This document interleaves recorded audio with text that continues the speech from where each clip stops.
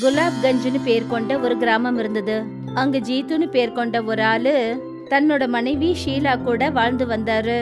ஜீத்து அந்த கிராமத்துல பாயாச வியாபாரம் பண்ணி தன்னோட வாழ்க்கையை நடத்திட்டு வந்தாரு. ஜீத்துவோட கடைக்கு நேர் எதிர ரவியும் பாயாசம் வித்துக்கிட்டு இருந்தாரு. பாயாசம் வாங்குங்க, நல்ல சுவையான பாயாசம் வாங்குங்க. சாப்பிட்டீங்கன்னா உங்க மனசு ரொம்பவே சந்தோஷப்படும். இந்த உலகத்திலே ரொம்ப நல்ல பாயாசத்தை நான் தான் வித்துட்டு இருக்கேன். சுவை என்னன்னு தெரியணும்னா என்னோட பாயாசத்தை சாப்பிடுங்க. வாங்க வாங்க. கிராமத்து ஜனங்க எல்லாரும் ரவி கிட்ட தான் பாயாசம் வாங்குவாங்க. அதனால சோகமாகி ஜீத்து வீட்டுக்கு போனாரு. அந்த சமயம் ரவி ஜீத்துவுக்கு குரல் கொடுத்தாரு. ஜீத்து, அட இங்க பாரு ஜீத்து, கொஞ்சம் இங்க வாப்பா. என்னாச்சு, இன்னைக்கு உனக்கு வியாபாரம் நடக்கலையா? அட என்னன்னு சொல்றது ரவி, என்ன நீங்க எப்போ இந்த பாயாசம் கடையை ஆரம்பிச்சிங்களோ அப்போல இருந்து என்கிட்ட வந்து யாரும் பாயாசம் வாங்க விரும்பவே இல்லை. அட எனக்கும் புரியுதுண்ணே, நல்லா புரியுது. ஒரு வேலை பண்ணுங்க, பாயாசம் விற்கிறத விட்டுட்டு வேற ஏதாவது விற்கிறதுக்கு ஆரம்பிங்க. ஏன்னா என்னை விட நல்ல பாயாசத்தை உங்களால செய்ய முடியாது. இல்லைன்னா கொஞ்சம் கொஞ்சமா உங்களோட வியாபாரமே முடிஞ்சிடும். அப்புறம் உங்க வீட்டில் இருக்கிறவங்களுக்கு எப்படி சாப்பாடு போடுவீங்க? நீங்க செஞ்ச கெட்டு போன பாயாசத்தையா? ஜீத்து ரொம்ப சோகத்தோட தன்னோட வீட்டை நோக்கி போய்கிட்டு இருந்தாரு. ஜீத்துவோட மனைவி ஷீலா ஜீத்துவை பார்த்துட்டு என்ன கேட்க ஆரம்பிச்சான்னா, என்னங்க ஆச்சு, எதுக்காக இவ்ளோ கோவமா இருக்கீங்க? இப்போ என்ன சொல்றது ஷீலா, எப்போ அந்த ரவி வந்து அவனோட பாயாசம் கடையை ஓபன் பண்ணானோ அப்போல இருந்து யாரும் என் கடைக்கு வந்து பாயாசம் வாங்க விரும்பவே இல்லை.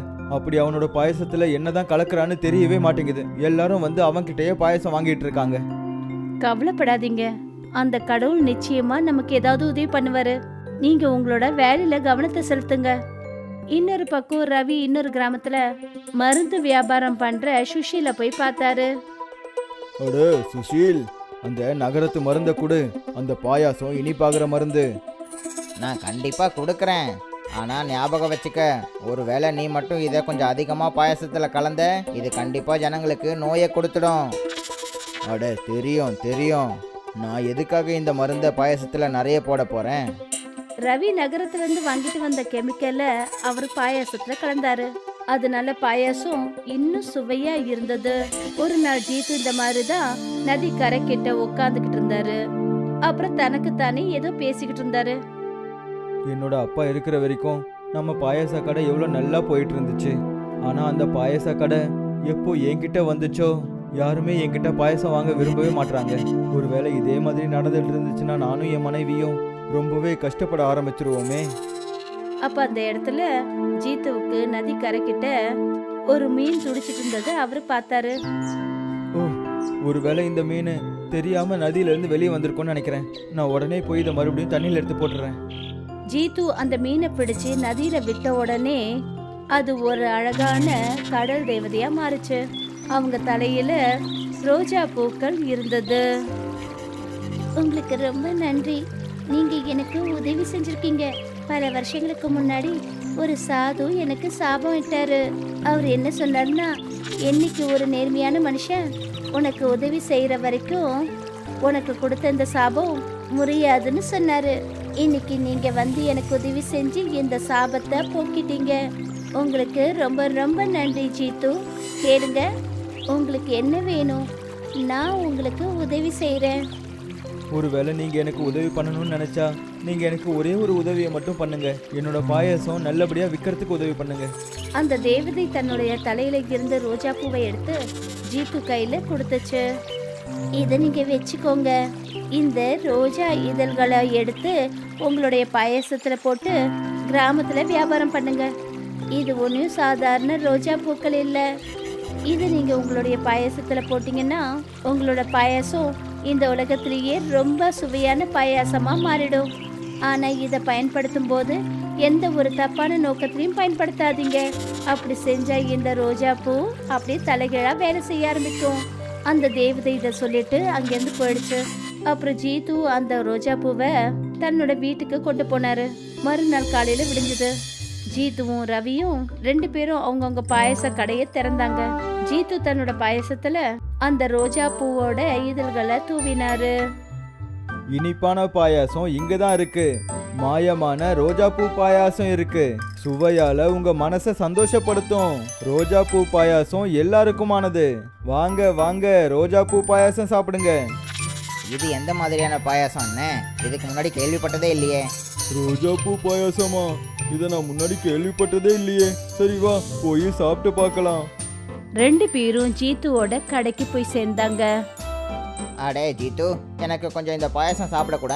இந்த ரோஜா பூ பாயாசத்தை பற்றி எப்பவும் கேள்விப்பட்டது இல்லையே. சரி, இப்பவே கொடுக்குறேன். ஜீத்து 2 பேருக்கும் ஒவ்வொரு பிளேட் பாயசம் கொடுத்தாரு.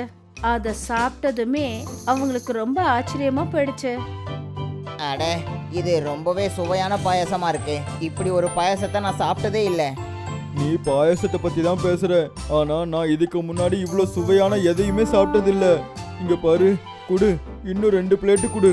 இன்னைக்கு நாள் முழுக்க நான் பாயாசம் தான் சாப்பிட போறேன். கொடுப்பா, எனக்கும் 2 பிளேட்டு கொடு. ஜீத்து அவங்களுக்கு அந்த ரோஜா பூ பாயசத்தை கொடுத்தாரு. மெல்ல மெல்ல மொத்த கிராமமும் ஜீத்துவோட ரோஜா பூ பாயசத்தை பத்தி பேச ஆரம்பிச்சிட்டாங்க. ரவி இதெல்லாத்தையும் பார்த்துட்டு அடுத்த கிராமத்துல இருக்கிற மருந்து கடைக்கு போய் சுஷில் கிட்ட என்ன சொன்னாருன்னா, அடே சசுரா, நீ என்ன மருந்து தான் கொடுத்துருக்க? அது வேலையே செய்ய மாட்டேங்குது. எல்லாரும் அந்த ஜீத்து கிட்ட தான் போய் பாயசம் சாப்பிட போறாங்க. ஒருவேளை நீ இதை விட ரொம்ப நல்ல மருந்து அவனுக்கு கொடுத்துட்டியா என்ன? அட, என்ன பேசிட்டு இருக்கீங்க அண்ணே? நான் அவனுக்கு எந்த ஒரு மருந்தையும் கொடுக்கவே இல்லை. அப்புறம் அவனோட பாயசத்தை பற்றி எங்கள் கிராமத்துக்கும் தெரிஞ்சிடுச்சு. அவன் அந்த ரோஜா பூ பாயசத்தை எப்படி பண்ணுறான்னு எனக்கு புரியவே மாட்டேங்குது. நான் என்ன கேள்விப்பட்டேன்னா, அவன்கிட்ட ஏதோ மாய பூ இருக்கான். அந்த பூவோட இதழ்களை பறித்து அவன் அவனோட பாயசத்தில் போட்டுடுறானா. ஒருவேளை அப்படி இருந்தால் இந்நேரத்துக்கு அந்த பூவோட இதழ்கள் காலி ஆகிட்டு இருக்குமே. நான் சொல்கிறத முழுசாக கேட்க மாட்டீங்களா? நான் கேள்விப்பட்டது அது ஒரு மாய பூவான். அவன் எப்போலாம் அந்த பூவோட இதழ்களை பறிக்கிறானோ அப்போவே வேற இதழ்கள் அதிலிருந்து வளர்ந்துடுமா. ஒருவேளை அதான் விஷயம்னா அந்த பூ கண்டிப்பாக என்கிட்ட தான் இருக்கணும். சரி சொல்லு, நீ எனக்கு உதவி செய்கிறியா? சரி, உதவி செய்கிறேன். ஆனால் அதுக்கப்புறமா நீ பாயசம் விற்கும்போது அதில் எனக்கும் கண்டிப்பாக பங்கு கொடுக்கணும் என்ன? அட, கண்டிப்பாக கொடுக்குறேன். கொடுக்காம எப்படி? நீ எனக்கு உதவி பண்ணு. நாம் சேர்ந்தே பாயசம் விற்கலாம். அப்புறம் ஜீத்துவை இந்த வியாபாரத்திலேருந்து துரத்தி விட்டுடலாம். ஜீத்து இன்னொரு பக்கம் பாயசத்தை வியாபாரம் பண்ணி பணக்காரரா ஆயிட்டாரு. அவரும் அவருடைய மனைவியும் ரொம்ப சந்தோஷப்பட்டாங்க. அப்புறம் ஒரு நாள் ரவியும் சுஷீலும் 2 பேரும் அவங்க வீட்டு ஜன்னல் கிட்ட நின்னுக்கிட்டு அவங்க பேசுறத கேட்டுட்டு இருந்தாங்க. பாத்தீங்களாங்க, நான் உங்ககிட்ட சொன்னேன்ல, அந்த கடவுள் நிச்சயமா நமக்கு உதவி செய்வாருன்னு. ஆமா, நீ ரொம்ப சரியா சொன்ன. நம்மளோட உதவிக்காக தான் கடவுள் அந்த கடல் கன்னியை என்ன பார்க்க வச்சிருக்காரு. அப்புறம் அவங்க எனக்கு இந்த ரோஜா பூ கொடுத்தாங்க. சரி, இங்க பாரு, இந்த பூவை நீ ரொம்ப ஜாக்கிரதையா சமையல் அறையில இருக்கிற அந்த பெட்டிக்குள்ள வச்சிரு. சரிங்க. சரி, நான் கிளம்புறேன். ஜீத்து தன்னோட கடைக்கு போயிட்டாரு. பாத்தியா சுஷீல், இதில் ஒரு விஷயம் கன்ஃபார்ம் ஆயிடுச்சு. அவனோட பாயாசம் அந்த பூவால் தான் கண்டிப்பாக இவ்வளோ சுவையாக மாறிக்கிட்டு இருக்கு. அது மட்டும் இல்லாமல் ஏதோ ஒரு கடல் கன்னி தான் அவனுக்கு இந்த பூ கொடுத்துருக்காங்க. இப்போ நம்ம என்ன பண்ண போகிறோம் ரவி? வேற என்ன, இப்போ நாம் போய் அந்த மாய ரோஜா பூவை திருடணும். அப்புறம் அதை நம்ம பாயாசத்தில் கலக்கணும். சரி, ஆனால் நம்ம அந்த பூவை எப்படி திருடுறது? நீ பார்த்துக்கிட்டே இரு. அப்புறம் நான் என்ன சொல்கிறேனோ அப்படியே பண்ணேன். ராத்திரி சமயமும் வந்துடுச்சு. ராத்திரி இருட்டில் எல்லாரும் ஆழ்ந்த நித்திரையில இருக்கும் பொழுது அந்த சமயம்னு பார்த்து ரவியும் சுஷீலும் ஜீத்துவோட வீட்டுக்குள்ள நுழைஞ்சிட்டாங்க. சரி, அவங்க அந்த ரோஜா பூவை சமையல் அறையில் இருக்கிற பெட்டியில் தான் வச்சுருக்காங்க. எனக்கும் தெரியும். ரவியும் சுஷீலும் சமையல் அறைக்குள்ள போனாங்க. 2 பேரும் அந்த பீரோவை திறந்து அதுக்குள்ள இருந்த அந்த ரோஜா பூவை எடுத்துட்டாங்க. இங்கே பாரு, இதுதான் அந்த ரோஜா பூ. இப்போ நாம ரொம்ப பெரிய பணக்காரங்களாக போறோம். இதுக்கப்புறம் நான் ஜனங்களுக்கு அந்த மோசமான மாத்திரையையும் விற்க வேண்டியதில்லை.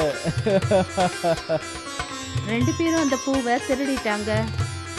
மறுநாள் காலையில விடிஞ்சதும் ஜீத்துவும் ஷீலாவும் 2 பேருக்கும் அந்த பூ எங்கேயுமே கிடைக்கல. என்னங்க, நான் அந்த பூவை சமையல் அறைக்குள்ள தாங்க வச்சேன். இப்ப அது எங்க போச்சுன்னே தெரியல. ஒரு பிரச்சனையும் இல்லை ஷீலா. கடவுள் கொடுத்ததை கடவுளை எடுத்துக்கிட்டாரு.